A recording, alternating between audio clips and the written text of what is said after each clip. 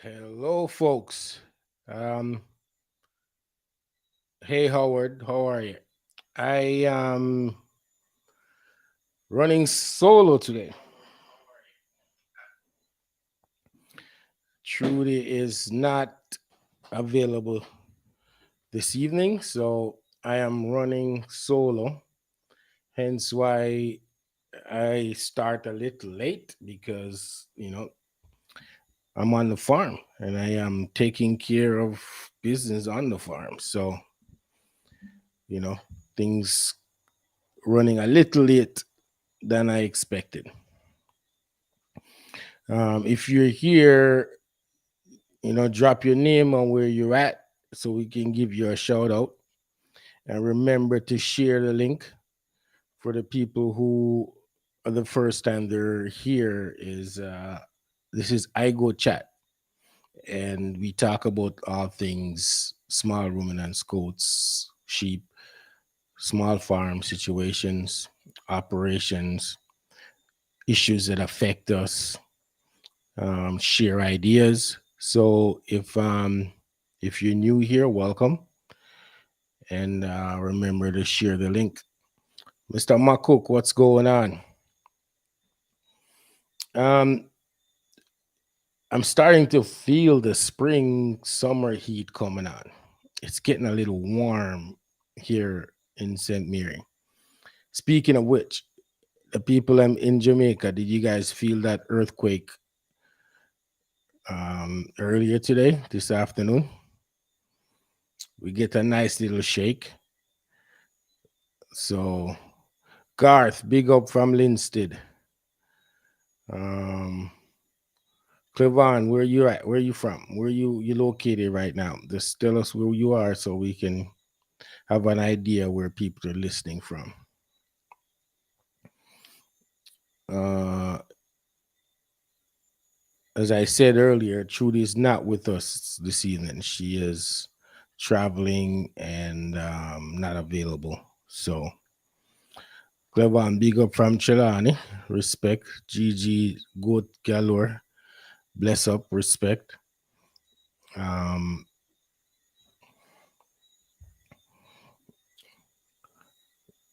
and your self-made walker, bless up, respect. Melita Sanchez in California. Gigi, I know you're in Clarendon. Bless up.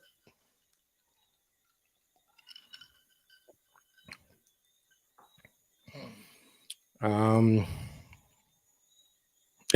I'm just saying, I know I'm still shaking. Yeah, we got a little earthquake situation. It was kind of, people who never experience that may not know, may not recognize it. But I've had, you know, a few experiences with being shook. I was in California one time for a big one, so that I immediately recognized the waves and what was going on. Exit the building. It went on long enough for me to get outside.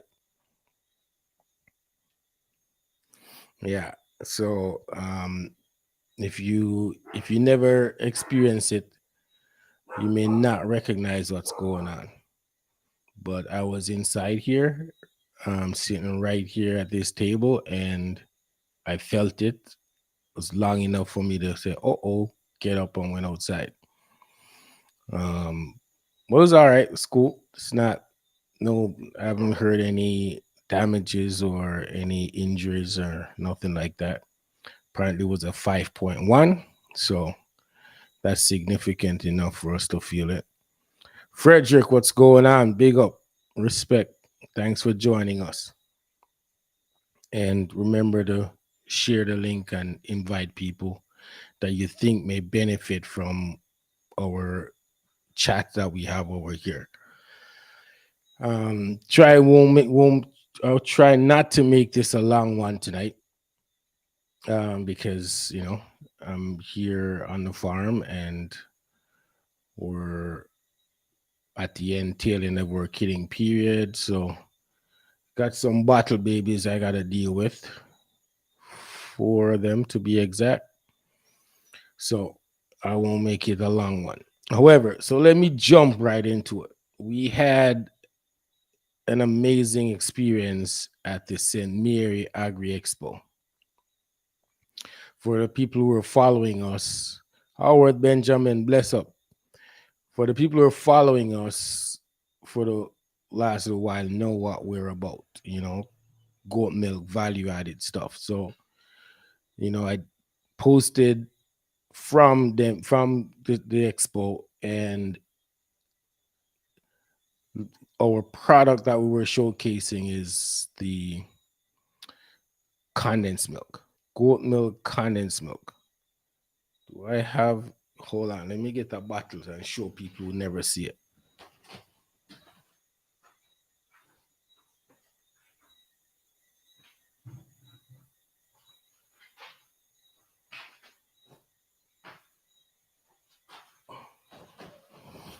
Yep, this is our product. So, who never didn't get a chance to see it? That's it. That's all we had on display, and for samples and for people to taste it. And we also had some treats. They had goat milk taffy made from the condensed milk. We had rum cream made from the goat milk, condensed milk. Just, to people understand that, what you can use the milk to do. Anyways, we had a great experience, some good reviews. We worked very hard at getting the product ready, getting our display ready. And, for my close friends who I talk to on a regular basis, they know the struggle and know how it goes trying to get this stuff ready.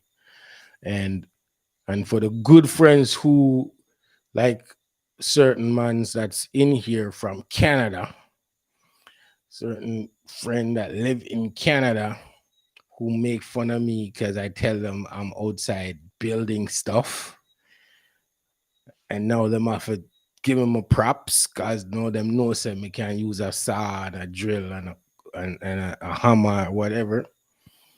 But no, it was a good experience, and we're gonna continue to develop our products and try to get them to market. And the reviews are great. As you can see, I posted some of the reviews, some of the experience that people are having. So it was a great experience. Now, besides that, of course, it was Gigi wants to know if we sent the milk. Did you, Gigi says, did you have to send the milk away to be made into condensed milk, or is it something that you and Trudy made? Or just, yes, we made it right here in this test kitchen that we made for ourselves to develop these things. We made it right here. Enough trial and errors. Um, enough 2, 3 batches get burned. Yeah, it was a long process. So Marco Peter love make fun of me, and him no know say man's good enough. Him not understand. Like, what I mean? Like, I'm gonna ask Sarge to tell you how good I am.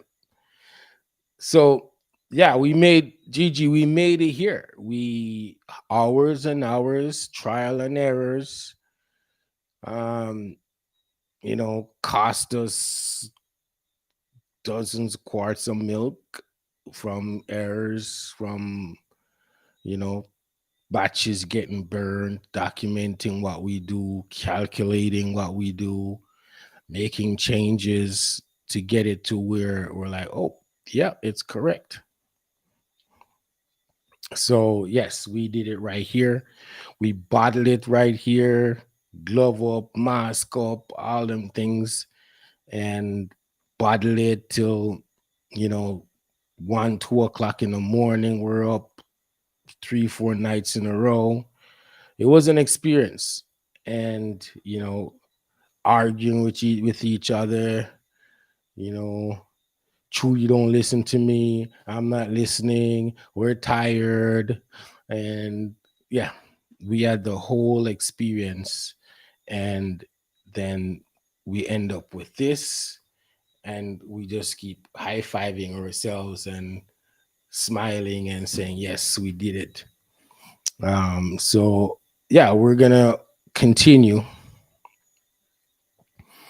Give thanks, Virgin. Thanks. You know what I mean?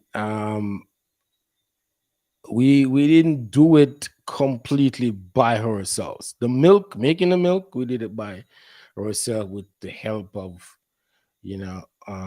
our crew and staff here. The late night stuff was just me and Trudy, and creatively for the label we had help with the um, graphic designer stuff. Hope she still likes us because we were very deliberate on what we wanted, how we wanted, all that stuff. So we we got to this point from some serious focus on what we're trying to do.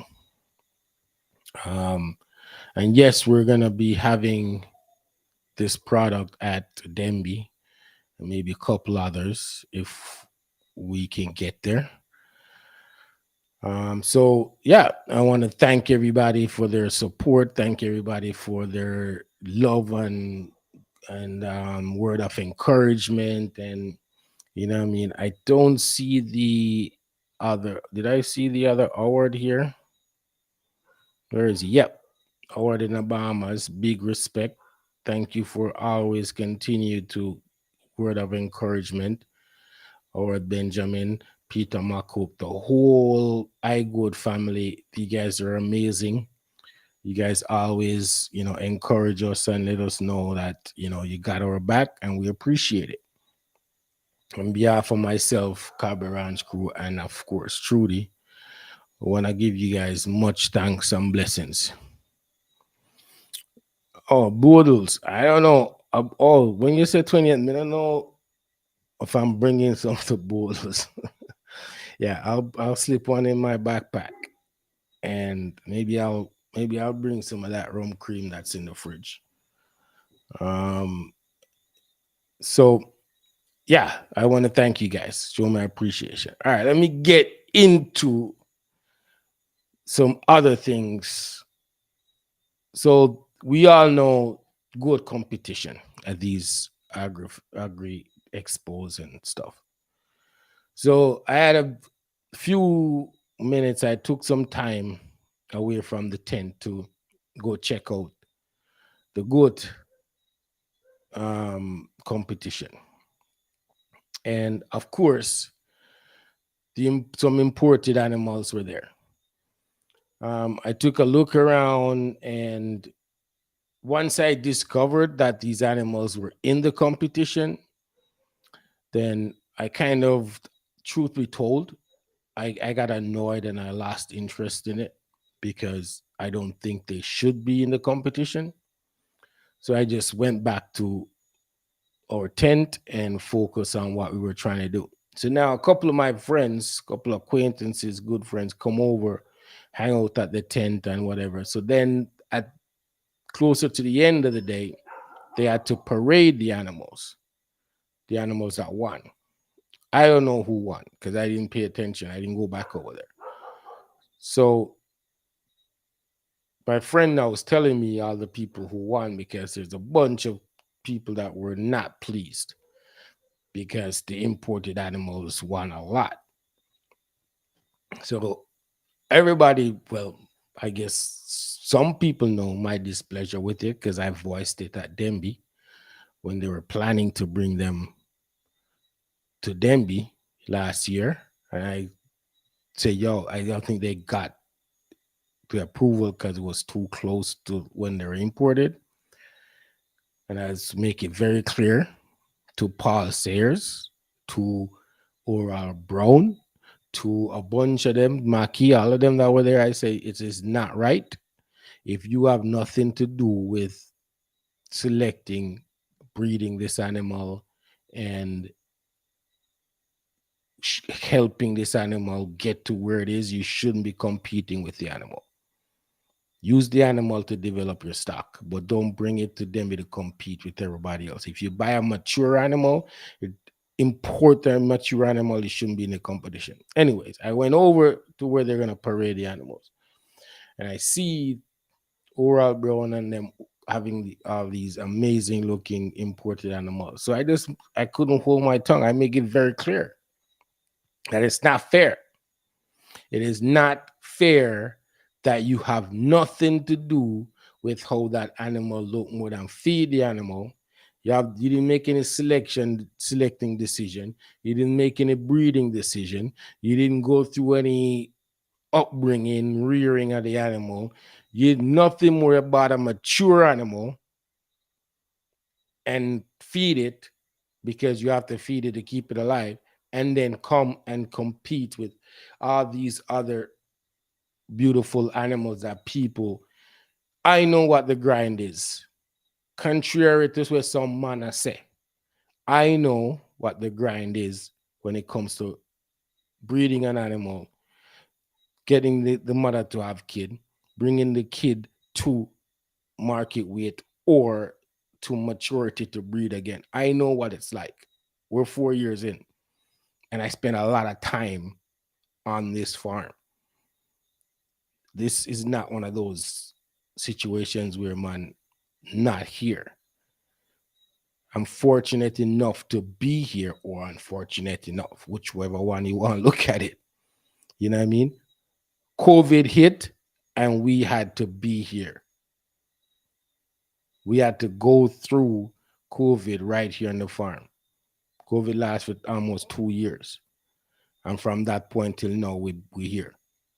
So I know what it's like. So for me, I didn't think it's fair. I still don't think it's fair that you could go buy a mature animal, import it, and insert it into a local competition.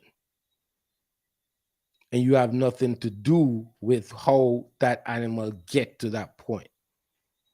That doesn't even happen in the horse races. You can't just go buy the best animal anywhere and just drop it into a competition and claim it. You can't. So why is it okay? Then another thing, I'm sure everybody remember the days when the whole heap of debate about what a full blood or purebred boar was, what it is, the South African standard, brown head, white body, big debate where the color come from in a boars. But if the different colors dapple in boar, that means it's not a full blood because there's no dapple boar in South Africa. So where the color come from? It can't be. Now it's accepted. Big red buck win. Big red buck. I don't even know if that buck have a white speck on it. He won full blood boar at St. Mary Expo. How did that happen? I didn't get the memo. So them rules change. I didn't see that memo. I didn't see that memo circulate. None of the local farmer them and I said, St. Mary me there, St. Mary me come from. As in Capleton's words, a St. Mary we come from. All of my local St. Mary friend them, farmer them. So Dennis down the road. You know what I mean? Frank, them man, none of them got the memo that I saw it go work. Paul Sayers was a big, big, big, massive defender of the traditional Boer goat. Brown head, white body. May I call him out because it's on record that he said it in group chat, in Facebook chats, on the progressive and otherwise. He said it. Paul Sayers' tone change. How? Why? For him, argument change. GG, Paul Sayers is the current interim CEO of JDDB. Paul Sayers is a reputable Nubian breeder. GG, if you don't know Paul Sayers, was ask somebody. But he was a big defender of traditional Boer goat. I remember the debates.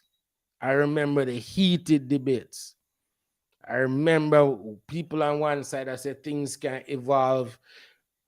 Man, then on the next side, I said, no, there's certain standards. And if you don't meet those standards, then you're not. It can't be. Can't have another color on the body. It's got to be white. White head, white body, white brown head. That's the tradition. That's the number one thing for Boer goats. Now, goat can look like rainbow. When did that happen? I am not saying people can't change their mind. However, when it comes to competition and it comes to what you're traditionally judging on, if you're going to change the rules and change what you're judging on, make it very clear in advance.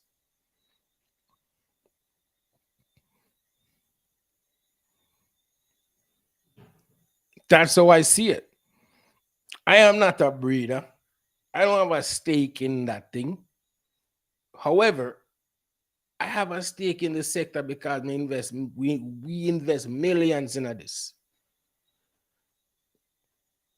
And everybody who know what iGoat chat is about, I've always on the position of whatever move the needle forward and help us as farmers. Whether you have multiple resources to spend or you got a little bit. I've always have the position that do what you can do with your resources, make the best of it, whether you're up or you're down. Even with our milking program, we've tried to show people that you don't have to have 50 goat, you can have 10 solid quality goat and make a money, make a change. Now the goalpost shift according to Darren. Yeah, then move it. Then move it without telling anybody, say, yo, we're gonna move the goalpost. Know that dappled animals, dappled boars is a thing, we're gonna change the thing. Okay, fine. That's one. But I still believe and strongly believe that if you have nothing to do with an animal getting to a certain level, a certain maturity, then you shouldn't be just go buy a goat, import it, and put it in the competition. You shouldn't be able to do that. I feel if the goat no born, the goat no fit in that competition. I thought the competition was about how farmers make selection, breed animals, bring a kid to maturity or to a point where he can compete, how the farmer take care of the goat, how the farmer prepare the goat, all that stuff. I thought that's what the competition was about. Yeah, call me naive, but I always thought, and to be honest with you, the reason I think that is because observing the likes of Mackie, observing how Mackie prepare for competition. I thought that's what it was about. Getting the animal in condition, trimming up the hoofs, make sure the animal nice and pretty, make sure the animal can walk out. If you say, yo, I'm going to enter the commission in 2 years, you breed accordingly to get what you want and get the right look, the right animal that showcases the breed qualities. I didn't realize, say, yo, it was simple as go buy one, import it, put it in the competition.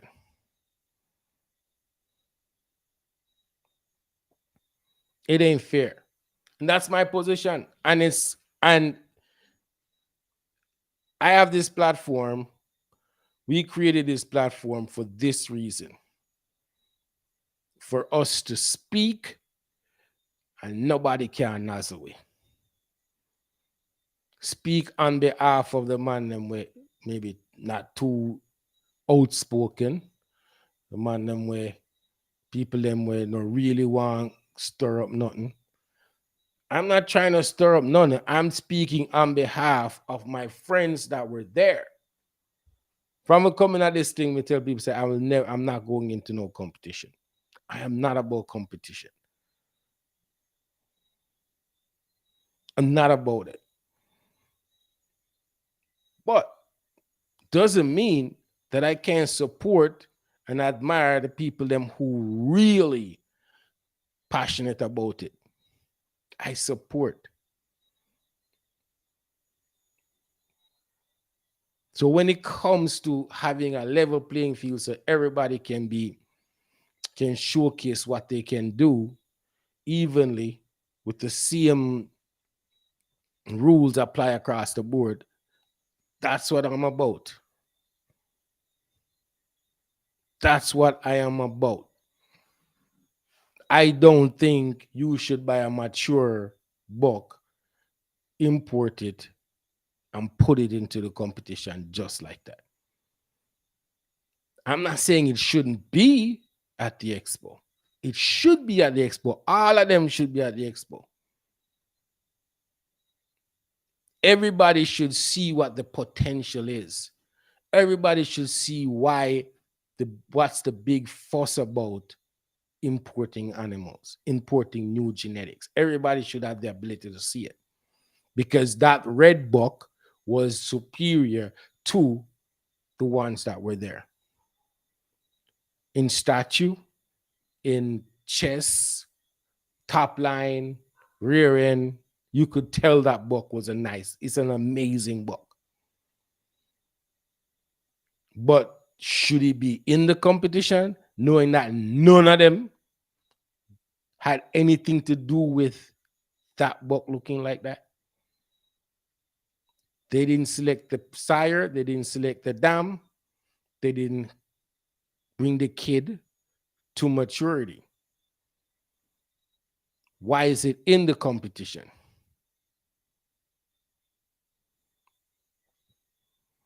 I don't believe it should be in the competition. And remember, was it a year ago, 2 years ago? See, on this show, when I tried to get the president to come explain himself when he said there is no full-blood animals in Jamaica, no full-blood boar animals or full-blood animals, period, in Jamaica. Did anybody remember that? And I had TJ and Al Archer on the show having a strong, healthy debate about this whole thing. And I made myself very clear that that statement is damaging. And an associate of ours, King Curry, always said the statement was made with an intent. The statement was made with an intent. I'm not try to bash nobody. But there's got to be a moral compass that people operate from. There's got to be a moral compass. If you mean everybody in this space, well, if you want everybody in this space to be successful to whatever level, if you want everybody in this space to have a shot, When that statement was made, I make the invitation. Say, yo, come explain to people because there's got to be a reason why you make that statement. You can't be just broadcast a statement and make it stay so. Explain to the people what you mean by that. Is it because people don't keep records? Is it because you can't prove anything at this stage? Total deny. Now, no invitation denied. Now, fast forward to today. I am sure these people are going to swear that the goat with them have is full blood and purebred, or full blood, not even purebred, full blood. Maybe purebred Nubians. I don't know if they have Nubians, right? Why is that? Because they imported them have the registration, they have all of that. Now, what happened to the rest of them? What happened to all these other goats now second class? All these amazing goats that them same one used to sell people for crazy money. All these goats that them showcase at them there for years and call them full blood and purebred. Now, what are they? Are they graded? Those goats with them same one sell people. Are they graded?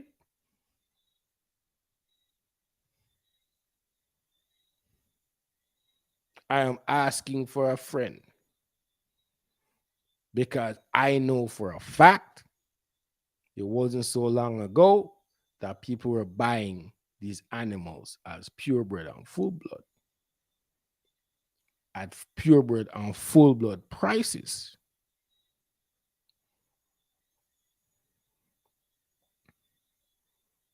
And at the time when the statement was made, and I said it was a reckless statement, I got bashed, I got called, I got threatened. Man tell me if it ease off of people. Man tell me not to bring it up on the show. To know way these people see the issue here. You're telling me they don't see the issue.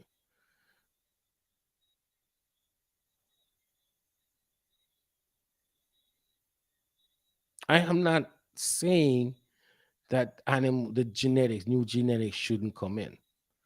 I'm not saying people shouldn't be importing animals because it's common knowledge. We import animals for what we need it for. Never bash the importation of animals.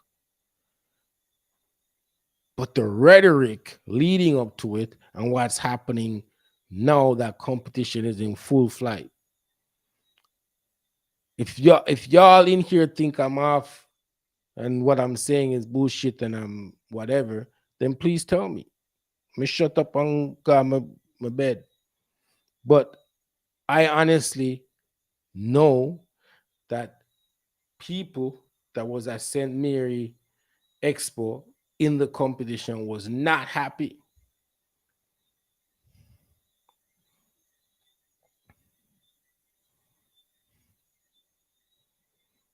They were not happy. And I feel for them because if I was in competition, I would tell you that no fear, bridge, you have nothing to do with that animal looking like that. You did not do anything. You didn't make any decisions more than the decision to spend the money.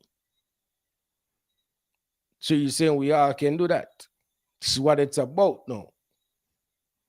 It's not about teaching people that, put in some work, make sure your animals look good, whatever. Even in the US that everybody copy. Kids for 4-H competition, go buy the good kid and train it. Breed everything. Feed it, train it, everything. Put in the work to make that goat look a certain way. The competition is based on that. They don't go buy a goat that's prepared. They didn't go and buy a show goat that's prepared and ready for competition. They buy a goat that they have to train. They have to bring it up. You can go buy the stock, show goat stock, but you buy a kid and start training.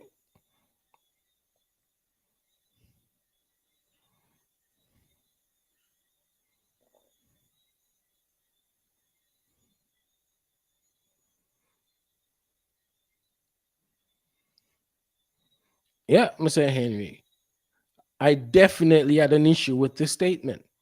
I thought the statement was reckless.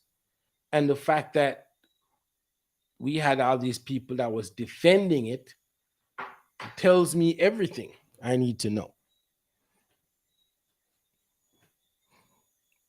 There's no way you should make a statement like that knowing that you are the head of this sector. You are the one, you are the face, you're the representative of this sector. What are you telling everybody? What are you telling the general public?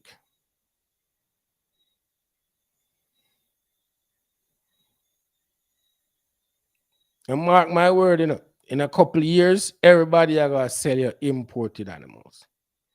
Everybody will be telling you that for them goat is from imported genetics. Whether it's Trump line or whatever the line that coming. It's just the way it works. But how do you know? What happened to the registry?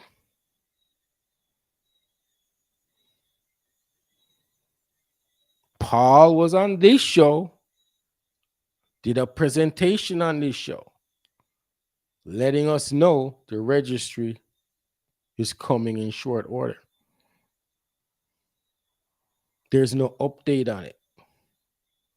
No public update that I know of, anyways. So where are we? What are we doing? What are we doing? We're on a hamster wheel when it comes to this. Is that what's up?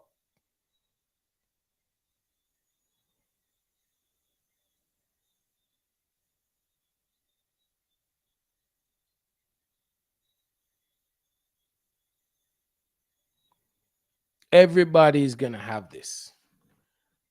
And it goes back to what I've been telling people for the past 2 years, 3 years since we started this iGoat chat. You gotta have a solid business model for your goat operation. Everybody can be breeder. Everybody can. First of all, to get into meat, it's a numbers game, or you just have a couple vendors that you supply and they know what you're capable of doing, and you try to scale it after that. But even if you have a couple restaurant or boutique hotel that you got to supply, it still take numbers. Do you know how much goat you have to be able to provide, 100 pound of meat every week or every 2 weeks? You got to have animals to process. You have to have a system that produces those animals to be processed. A real system. And you can't do seasonal breeding, or else you're gonna run out of meat. Everybody knows where we're at. Milk. We happen to have offsprings. Took us a while to get to the point where we're like, enough of this. Where I jump right in. Forget about everything else. We're jumping in. We're doing what we're coming to do. We're going to do what we came here to do. Stop listening to people. Stop taking advice that don't get us forward. That was the decision we made. It wasn't worth it. Every man do what they think is good for them, right? But you can also take advice from the people you admire or the people you see succeeding in the area you would like to succeed in. And one thing I realized, that we were taking advice from a lot of people that weren't doing what we want, that had no experience in what we want because they were local. They had the lay of the land, they know the links, they know more about the system or whatever. But once I figured out I'm here long enough and figure out, I'm like, nah, I can't continue down that road. We will never be able to get to where we want to be going down that road. The same amount of time and energy that we're putting into graded goats that are not real milk producers, the same energy and time we put into animals that are real milk producers will be light years ahead. And that's just the facts. The numbers don't lie. The numbers just don't lie. Even if we get a fraction, even if we get half of what the established expectation of a real milk goat is, even if we get half of that here on the farm, we're ahead of where we were using the animals we had, or still have some of them. We have some of them with higher producers than before, but we we're still ahead.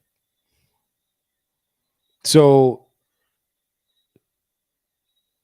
the conversations about what people should do with their goat operation, you as an individual have to figure out what you're doing. What are you in it for? Are you in it for meat, milk, or a hobby, or yeah, genetics? But keep in mind, if you're in it for genetics, think about the competition. And if you're in it for genetics, you gotta have the best. You have to be amongst the best for it to work. Because how quick was the Magnum line they all over Jamaica?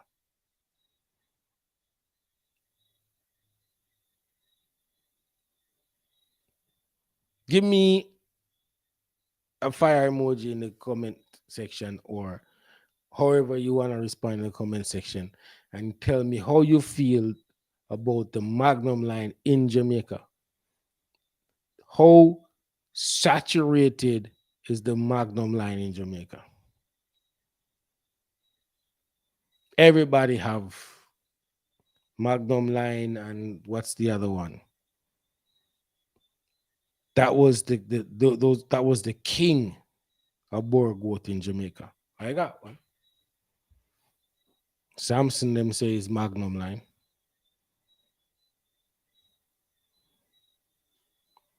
As far as the meat thing is concerned, if you don't, Garth is right on point here. Yes, Terrawina. Let me go flip back 1 second. Terrawina is the other line. Everywhere. They're everywhere. Garth hit on something. To have numbers, a cluster group meat operation can work, and a cluster group will operate and can work. Yes, I agree with you. You have to find the people that are like-minded, that their thought process is in line with your thought process. The end goal have to align. You have to be in sync. You have to have the same values. You have to have the same moral compass for it to work. And it's possible, but it takes some work and some networking. Because remember, it's a good thing, a poor people thing, small man thing. So a lot of people who are in goats at this point don't have the land space. And in order to do meat, you have to have numbers to produce meat on a regular, consistent basis. And some people are gonna be disagree with me, but you don't have to look far. If you want to disagree, you don't have to look far. Look on the chicken people. How does a successful chicken operation work? Think about it, how it works. There's always young chickens coming in. Always young chickens coming in because after 6, 7, 8 weeks or whatever it is, chickens are processed and going out the door. It's a numbers.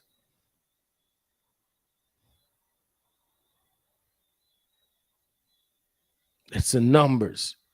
You got to have the numbers to be able to supply.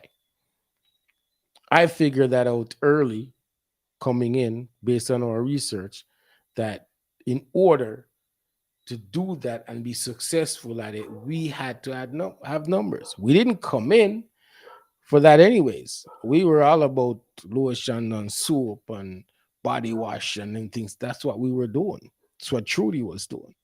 Why we end up in here. So what I'm telling people, do what works for you, but remember to do your research and know what it takes to get there. Know what it takes to be a successful meat operation. Know what it takes to be the top genetic producer. Remember that if you're the top genetic producer, you have to consistently inject new blood, new genetics, new whatever into your system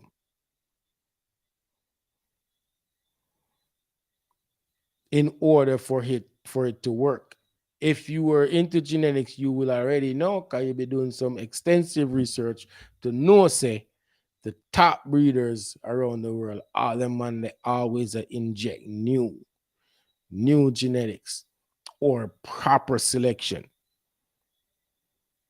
Because pretty soon you think water down. It will just water down and end up looking like all the other, quote unquote, purebred, full blood boar bucks that we see in Jamaica. The real top quality ones that are really outstanding, they're far in between. Like I'm being honest. Everybody have them, but the ones that are really looking good, they're not that many. If me a lie, tell me.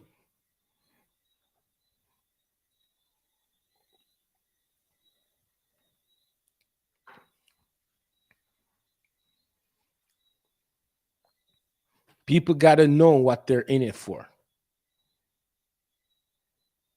They gotta know. You have to know. You have to have a plan to get there. And doesn't mean the plan have to stay the same all the time, because trust me, our plan changed many times of how we're navigating our way to where we want to be. The key with us is we weren't scared to change things. We weren't scared to change how the production work, how the farms manage. We weren't scared. Because we come from that world where we know changes have to happen. You have to make changes in order for this thing to work. You can't keep doing the same thing and expect different results. That's just how it works.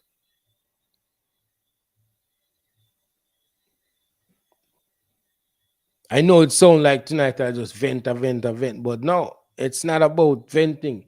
It's just about when you have certain standards and certain moral compass, certain things you can't let slide.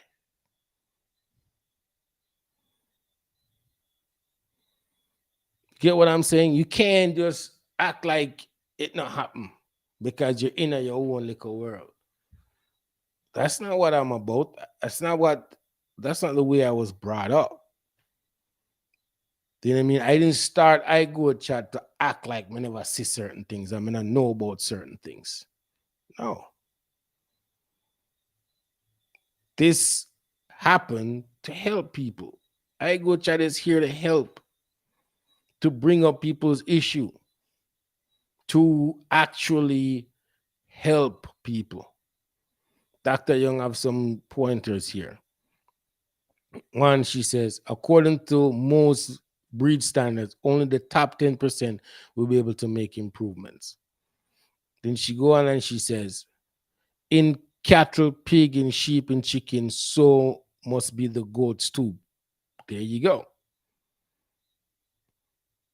Totally agree.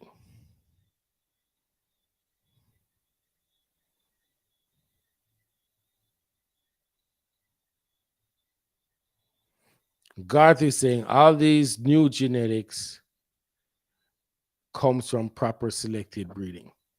I don't know if that's true. I honestly don't know how true that is because some of them I don't know. I don't know the background of the animals that are imported, so I can't vouch for that.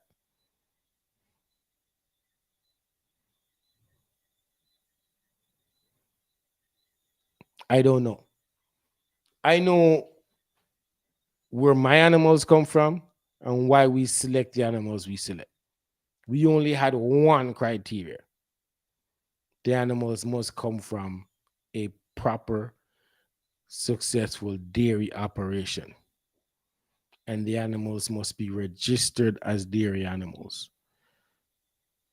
And we must see what the sire and the dam produced. Just dairy. You know what I mean? Whether it's a Nubian or the Sanans. Forget about the boars. The boar, we don't know really know nothing about the breeding thing or whatever that was relied upon on our friends. And we just did it, brought in three boar dolings just for our own use. We're not breeders, you know? So what we're passionate about is to have quality dairy goats. That's what we are excited about. You know what I mean? The boards were just thrown in there because we could the price was right. It's a group thing and we did it. So as far as the dairy is concerned, that's where the focus was. That's where the research went. That's where the back and forth went. That's where the in-depth conversations happen. Yep. And the conversation didn't end there because now we still have to keep it up. We have to have a plan moving forward of how do we keep this up and improve on it. Hence the visit we had at Grass Hill Farms. How did he do it? What are the techniques? What are we supposed to look out for? What are the decisions we need to make moving forward? It's no coincidence that we brought in a nucleus herd. Unlike other importation where it's 5 goat and 10 goat or whatever, we made a decision that we have to have a nucleus herd. In order for us to get where we want to be, we have to have a nucleus herd that we can build on. We can close it out and build on it. Everybody got to know what they're in it for. Everybody got to do the necessary research in order to implement what they want and have a plan to get to where they need to be. I cannot copy what Dr. Young does. I cannot copy what Ruby Dairy does. I cannot copy what Mackie does. I have to create a system that works for us based on where we are and what we're trying to do. Doesn't mean that Dr. Young may not have a system that she used or a procedure or some technique or something she does. I'm like, yo, that could work for me. And I copy it or copy some of it and make a modification to suit what we're doing. None of 99% of the things that happen here, I didn't invent them. It's just serious, in-depth research and take what will work for me, modify it, get it to fit into our system. Whether it's technology applications or it's traditional applications, it comes from doing intense research, visiting other farms, looking at the people who are doing it at a high level. Go see their operation, talk to them. It's the same for everybody. If you want to do it and you want to get to a certain level, you cannot. There's no shortcut. No shortcut. You got to have a plan. Stick to the plan. Don't be scared to make changes in the plan to get where you want to be. Not everybody can be breeders. Not everybody can be meat people. Not everybody can be dairy. But you have to think about, are you willing to suck the salt in order to get there?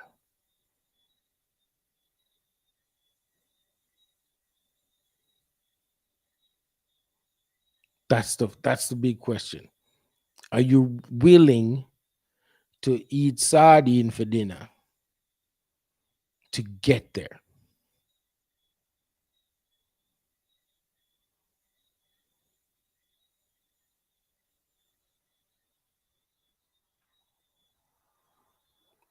That's all there is to it. Commitment. Commit yourself to it. The likes of Mackie and them, Mackie commitment to what he's doing is through the roof. It didn't happen by accident. You know what I mean? No, I don't know how many people know about Peter McCook operation, but these things don't happen by accident. It's a serious commitment to get to developing what you're trying to do, sustain what you're trying to do, and improve on what you're trying to do. It takes serious commitment.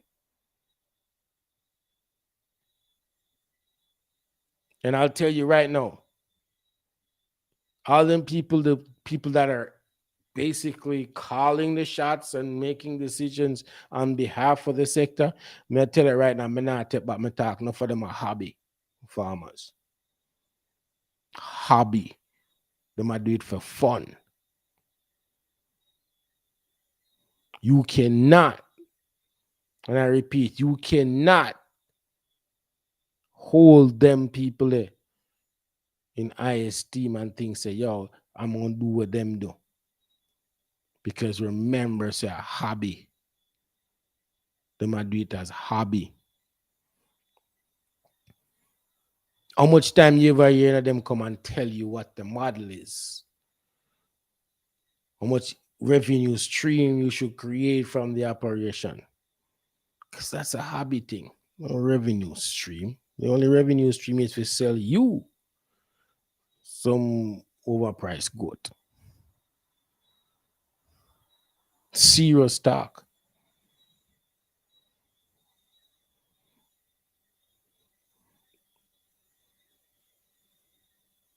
That's just the facts.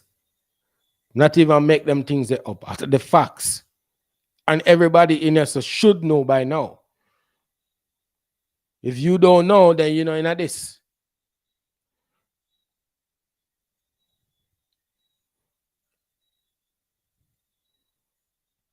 A very few people will publicly tell you how to make a dollar out of this. Very few.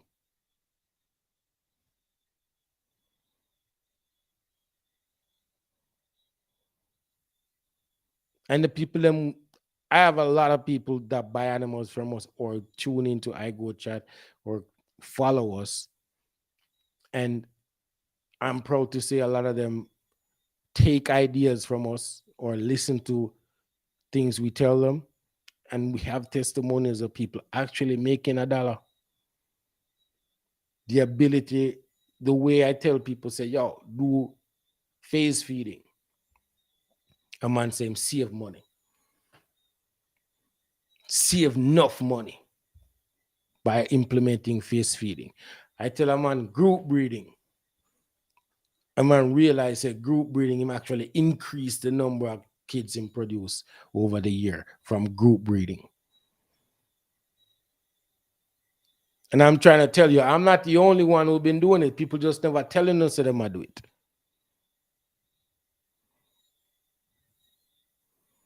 Vets come here and work and them tell vets, say, yo, when we first time we do cedar, the man say, yo, all performers do this.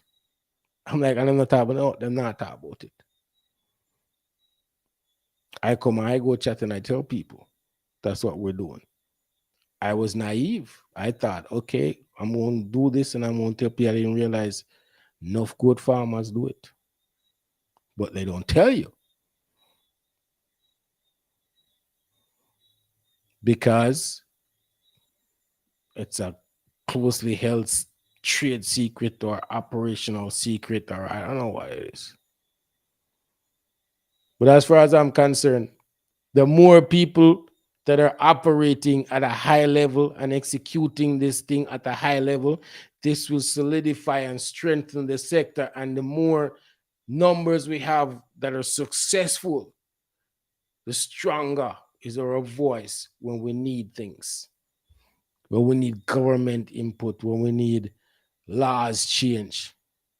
Nobody now pay attention to goat business because nobody can know how much successful goat farmer there is. People don't understand the concept. The more successful goat farmer we have, the stronger the voice as a collective. Anybody a mess with pig farmers? No. Chicken farmers. Look at chicken farmer them never community enough worry about nothing because the big chicken farmer them and make sure say them good. It's the same concept. The more successful we are as a group, the more people that are actually making a business out of this, then we can turn this sector into an industry. We always tend to be worried about the CM thing, oh good goat look, oh for this and that it goat or whatever. Yo, every information when it comes to taking care of goat is on the internet. You don't need no man to tell you nothing. You just need to do your research like you should be doing. Have a relationship with a vet that you can ask a couple questions.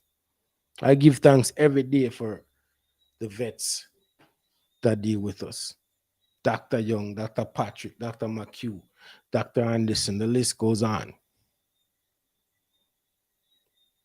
But when it comes to husbandry, man, I have to call no man. The information is at my fingertip. It's at my, like, it's right here. The information. Even to administer a deworm or medication, whatever, it's here. Right here. I just don't do diagnosis because I'm not a vet. But if I have a medication, I can just Google that and figure it out and figure out what is the proper administration of that drug. I'm not taking it from my Fred Bridgen or whoever it is. I can get it from a reputable source. So all that to say, excuses people make don't hold water. You need to do the uncomfortable, tedious work of research, discipline, and execution. That's all. That's all there is to it. And it's not easy. I'm not saying it's easy. Nothing in life easy. Man, them were successful, we sip on them boat and then this and that. You don't understand the grind they went through. A youth on Facebook tell me, say, me don't understand the struggles because I'm a wealthy man. Him don't know how him trigger me. He has no idea how he triggered me. Well, I guess he figured it out after because I just went in on him. But what is he talking about? I built my electric fence myself, them two hands. I didn't build a goat house because I'm a carpenter. I mean, I was a carpenter work. But the fence, the pasture, them two hands. I was out there with walk down the 10 feet old grass them when we got here. I know what it's like to put in the work to see what I want. And I know a lot of us right here have done the same thing. I know a lot of us right here listening, watching, have done the same thing. So there's no shortcut to this.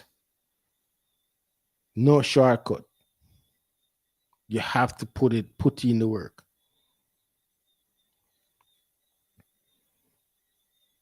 All right, that's it. Think I've vented enough and go off on a tangent enough. Tangent. What's the word? Somebody can type the right word in this for me. Any questions? Any comments? Anything you guys want me to touch on before we get out of here?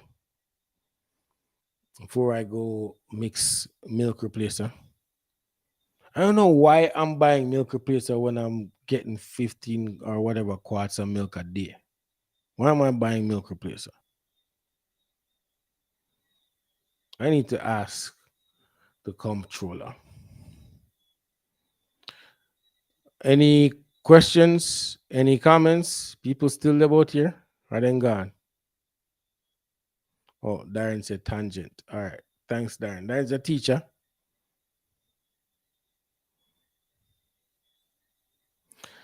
So, any other comments or any questions? Pricing of kids.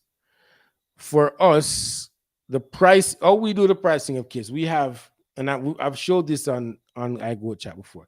I have a program, Excel program, Excel sheet that where we collect our data, birth weight, weaning weight, that tells us the daily gains, and then it does a index and tell us which goats, which kids are performing the best, and that's how we price them. There's no difference between male and female. The index tell us. You know what I mean? The higher the index, the better performing goats, the higher price.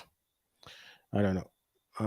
I try to stay, reasonable in the marketplace. I'm not trying to undercut people or make it look like, I price the animals to go because I don't want them here too long. Who running for presidency? The only person I see publicly saying they're running for presidency is Mark Constable. I gave him an invitation to come on the show, but yeah, I didn't hear back from him. So I guess he's not interested in coming on the show and telling people what he's about, what he bring to the table. You know? So Darren said there's many variables to pricing. For us, it's pretty simple.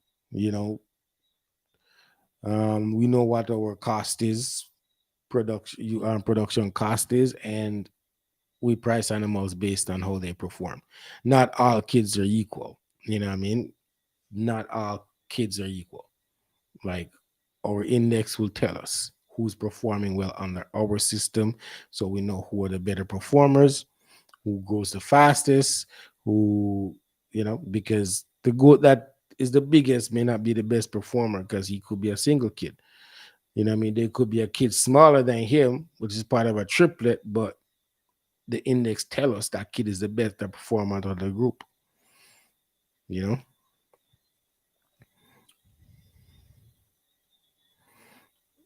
Terrence is agreeing with the narrative that I think imported goats shouldn't be judged with local breed.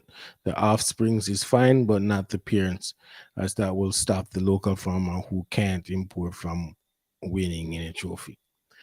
I don't know. Well, it all depends on how good the imported animal look, but still, nonetheless, if you have nothing to do with getting the goat to that stage, that's where my thing is. And maybe I was wrong thinking that the competition was based on what the farmer put in to get the animal there. That was where maybe that's where I'm wrong. I thought it was about that, what the farmer put in, the work, the discipline, the decisions. I thought that's what it was about, but I guess I was wrong.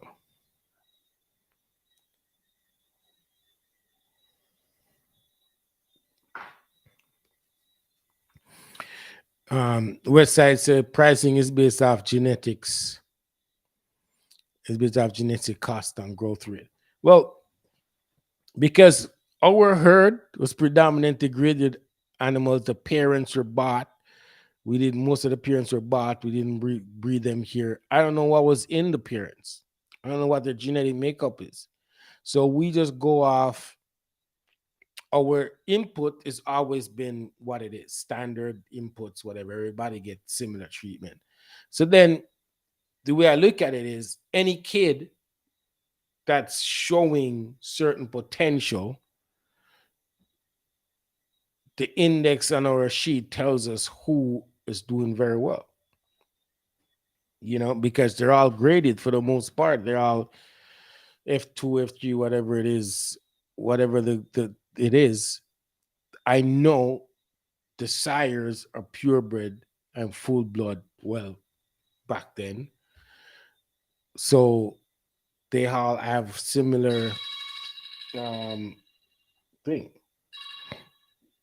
So that's how we judge it. That's how it goes for us. And we can show people the numbers. We can tell people, show them the sheet and say, this is why the animal is more expensive than that one. Sometimes then they listen to me. People is like, yo, no, I want the big one. I'm like, okay.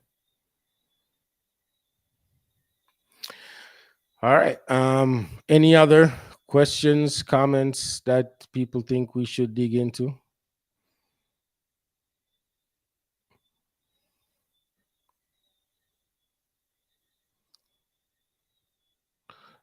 Well, with that said, I will call it a night, and we'll see you guys next time, next week. Um, and for sure, I'm gonna make an effort to go to that meeting and let you know my thoughts. I don't know, honestly, truly, I don't know if I'm in good standing. I have to, well, I know I'm not in good standing because I didn't pay dues in the last calendar year. I didn't pay no membership fee. So I can be in good standing. They may turn me away, but however. So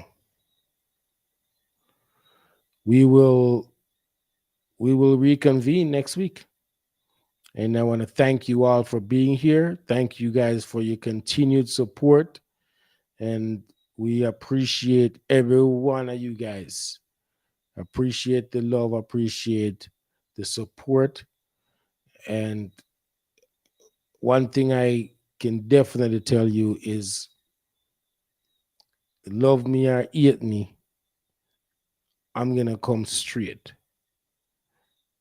And I'm going to support and defend what I believe is right. That's it. So see you all next week. And thank you all again for coming. We will talk again. Enjoy the rest of the weekend, by the way. Have a blessed Sunday tomorrow.